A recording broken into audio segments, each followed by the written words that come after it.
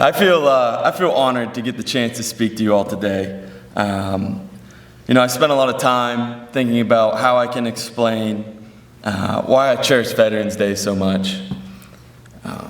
Really, while there are many occupations that are essential to our way of life as Americans, there's no other job that can compare to that of the American soldier. Our soldiers have been fighting around the world for over 240 years to secure and protect our way of life. We as a nation have established that there are some things worth fighting and dying for. And I am aware that it's easy for me to stand up here and say these things. It's easy for me to stand in front of you today, say some things are worth dying for, when it isn't my child or my spouse raising their right hand to defend the Constitution. On Veterans Day, we take a pause to remember and honor the men and women who did raise their right hand and accepted the roles and the risks associated with their service. Whether it was our independence, ending slavery, 2 world wars, containing communism, whether it was fighting the global war on terrorism, or being prepared for the unknown, we owe our American way of life to the veterans who carried our ideals with them into harm's way. I want to do my best to explain what it's like to serve. And while most of you are just happy to be skipping English class, sorry, Mrs. Hubbard, nothing personal. To a few of you out there today, you will become one of our brothers and sisters in arms, and I hope my talk resonates with you. I sat and contemplated, how can I explain what it means to serve? You see, the difficulty in explaining what it means to serve is that it goes far beyond the scope of the English language. We simply don't have the word or the sentence to really illustrate how intoxicating the amount of love and hate, the joy and the sadness, and the life and the death you deal with. How do I summarize what it's like to be 5 days deep on the Russian border, sub-zero temperatures and non-stop sleet, living in a frozen, muddy foxhole, shaking violently, and looking to your left and seeing your best friend and knowing it's all okay? It's impossible. You see, what makes the military so special is the people you're surrounded with. So instead of talking about my service, I would much rather talk about the incredible men and women that I served with. Men whose name you'll never hear again. Men who will be forgotten with time. Men who are regular guys that accepted their role. Men who are my heroes. When I enlisted into the Army, I chose to become an infantryman. Partially by choice, partially because I filled out the form in crayon. I kind of didn't have a choice. Out of all the jobs in the military, the infantry is the most unique. You see, the infantryman is not only willing to accept their role in the military, but they find the fight and they run towards it. When they hear the sound of gunfire, they get excited. One of the most important men I ever served with was my first squad leader, Staff Sergeant Sisson.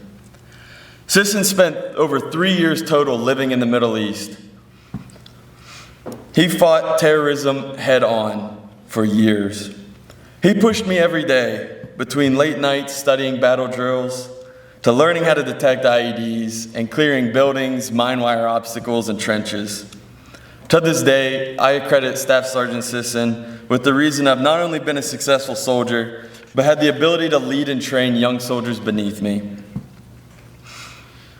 Sergeant First Class Gonzalez was my first sergeant for about 2 years, and to this day, I've never quite met a man like him. You see, what made him stand out was not his neck tattoos or his ability to shoot daggers at his eyes. What made him so unique was his selflessness towards his men. When Gonzalez was a squad leader, he was on patrol in the Middle East, doing just a presence patrol in the mountains. What he didn't know was that their squad was walking into an L-shaped ambush, an ambush most men don't survive. His squad was ambushed, opening up with machine gun fire less than 10 feet away. They instantly threw grenades and charged the Taliban for close combat, understanding death was certain. They could not get air support because air support could not tell who was who. It was that close. In the midst of the chaos, one of Sergeant Gonzalez's soldiers were wounded, and 2 Taliban members began to carry him off. Gonzalez and his team leader immediately got up and sprinted towards them.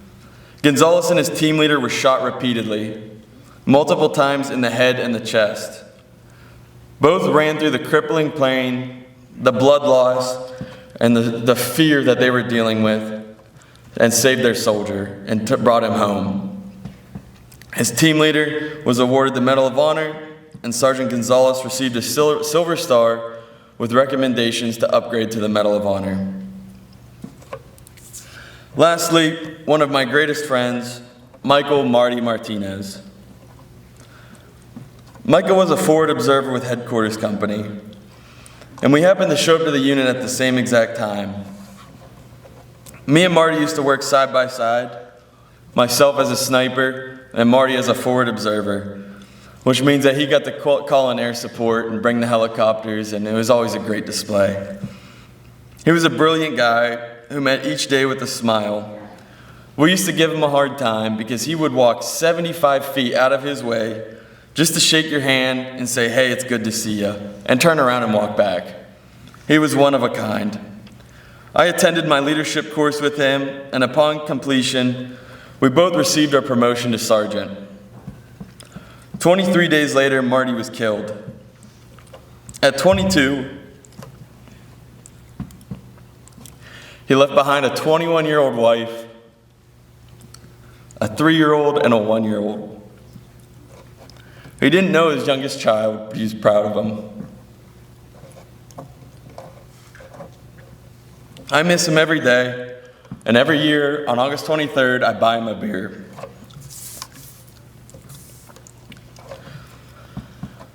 My purpose for telling you about my heroes is not to make you feel sad or set a somber tone.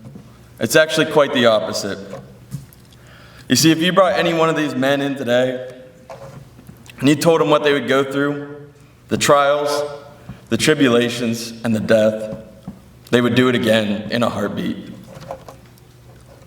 There isn't a single one who wouldn't accept their fate with a smile on their face. Ladies and gentlemen, while today is a day of remembrance and honor for those who have served, today should also be a day of pride. Pride in our men and women who have or were willing to sacrifice everything, all in order to protect our way of life, our values, and our country. Greater love has no one than this, than to lay down one's life for his friends. Thank you for allowing me to speak today. God bless you all.